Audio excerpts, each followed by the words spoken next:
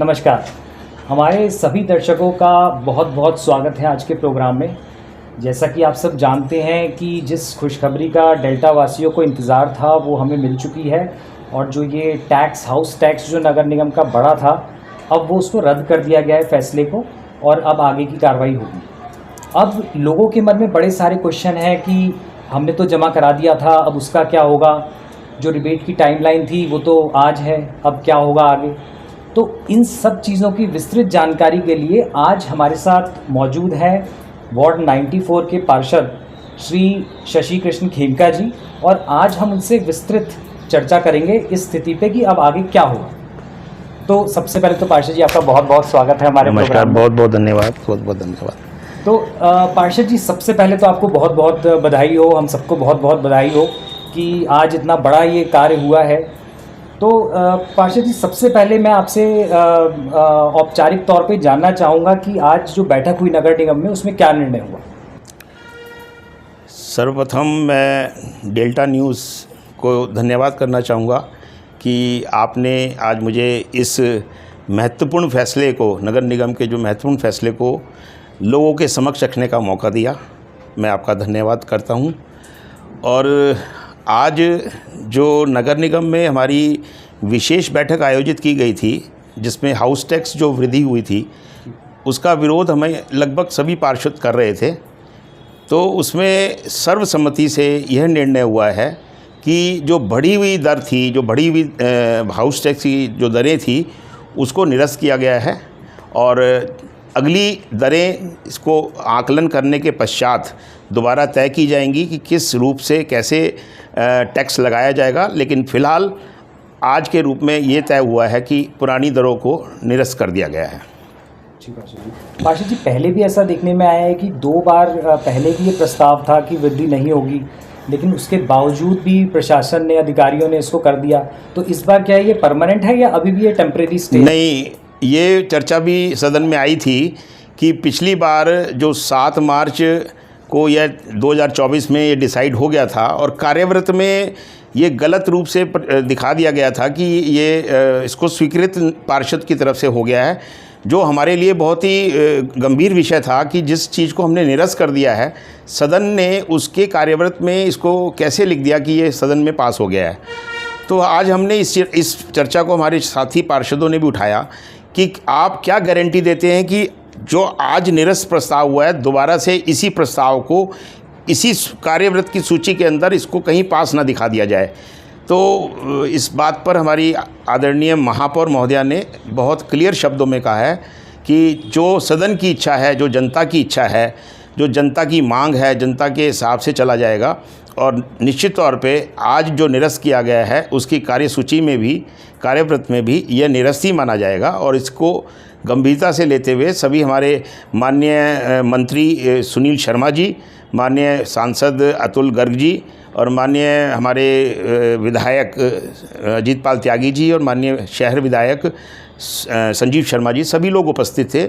उनकी उपस्थिति में सारी बातें हुई हैं। तो इतना बड़ा सदन का जब प्रतिनिधित्व हमारे बड़े पदेन सदस्यों का था, तो मैं नहीं समझता कि इसमें कोई दो राय रहेगी कि इसकी जो निरस्त किया गया प्रस्ताव है उसको कहीं दोबारा से कहीं लागू कर दिया जाएगा। जी, तो पार्षद जी, अब हम ये मान के चल रहे हैं कि अब ये बिल रद्द कर दिया गया है, ये पूरा अच्छी तरह।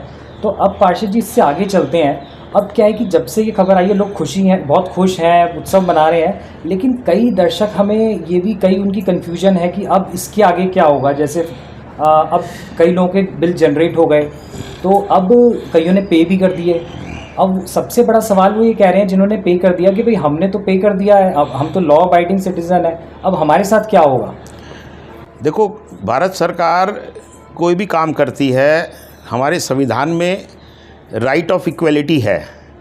ऐसा नहीं हो सकता कि एक अच्छा टैक्स पेयर जिसने अगर पहले से ही भुगतान कर दिया है और उसके अंदर कोई संशोधन आ जाता है, तो संशोधन जो भी होगा उसका इफ़ेक्ट जो होगा प्रोस्पेक्टिव नहीं होगा, रिट्रोस्पेक्टिव होगा।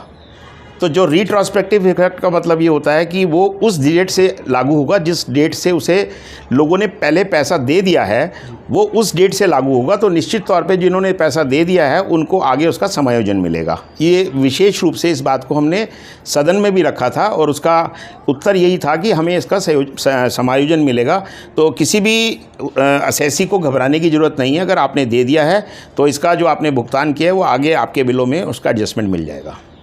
क्योंकि पार्षद जी कई बार ये होता है कि आप हाउस टैक्स जमा कराने जाते हो वहाँ ऑफिस में नगर निगम के, तो वो लोग कहते हैं भाई हमें तो नहीं पता, हम तो फिजिकल पर्चा काटते हैं, ये तो डिजिटल ऑर्डर है और हमें नहीं पता, पुराना आपका हमें नहीं कुछ। कई बार इस तरह की चीज़ें होती हैं, लेकिन हम इस चीज़ का पूरा ध्यान रखेंगे। अगली हमारी बोर्ड बैठक होगी तो क्योंकि मुद्दा इतना गर्म जोशी से आज उठाया गया है तो निश्चित तौर पे इसका डिजिटलाइजेशन भी उस तरह से होगा जिस तरह से इसकी रिक्वायरमेंट होगी। ऐसा नहीं है कि जिन्होंने पहले दे दिया है तो वहाँ पर हमारा सिस्टम लैग होगा जिसके कारण से उन लोगों को नुकसान हो कि जिन्होंने पहले पे कर दिया है। ऐसा संभव हो ही नहीं सकता। कहीं अगर कोई ऐसी दिक्कत आएगी तो ये कोई प्रॉब्लम क्रिएट की हुई हो सकती है।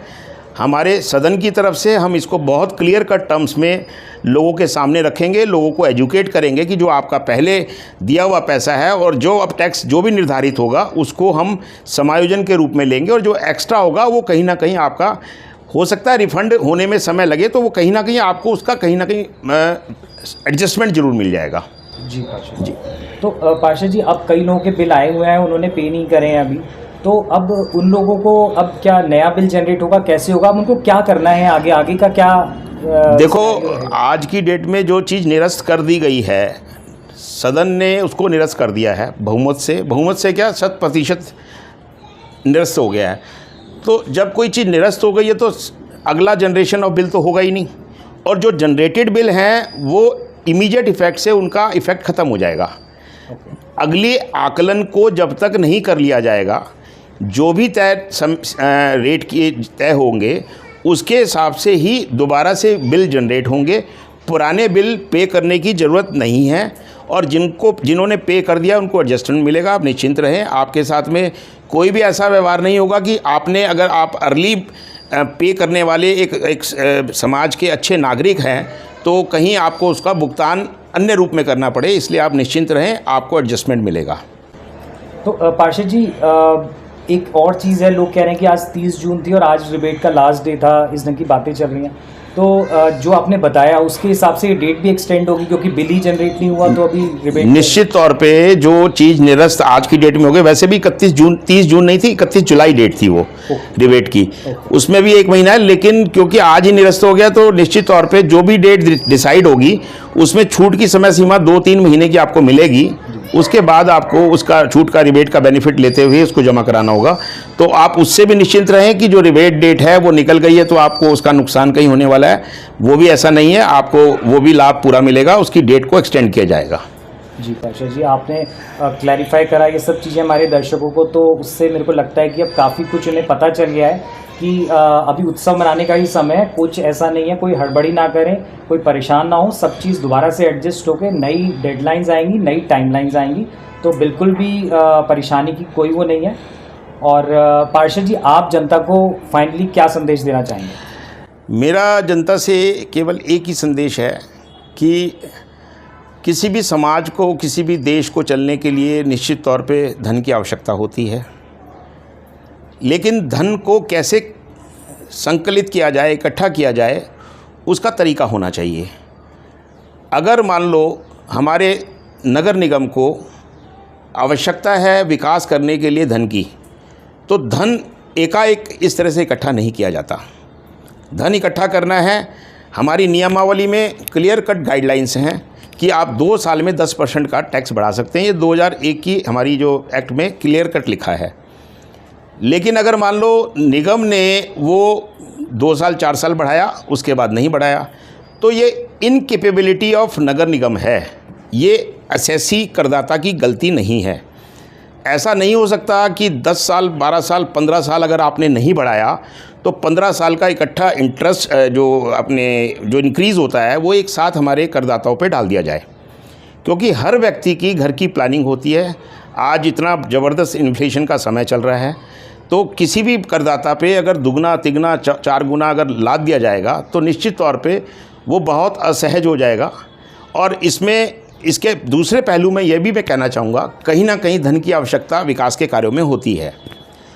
तो जैसा कि हमने अपना सुझाव दिया निगम को कि बहुत ऐसी प्रॉपर्टी हैं, लगभग अगर हम बात करते हैं प्रतिशत में तो 30% लगभग ऐसी प्रॉपर्टी है गाज़ियाबाद में जिन पर टैक्स लगा ही नहीं हुआ है। तो हमने सदन को यही कहा कि आप इसका आकलन सही तरह से करवाएं, कोई ना छूटे और कोई ना रूठे। धन्यवाद। तो पार्षद जी, आपने हमें समय दिया, लोगों के डाउट्स क्लियर करे, इसके लिए आपका बहुत बहुत धन्यवाद। बहुत बहुत धन्यवाद। Thank you.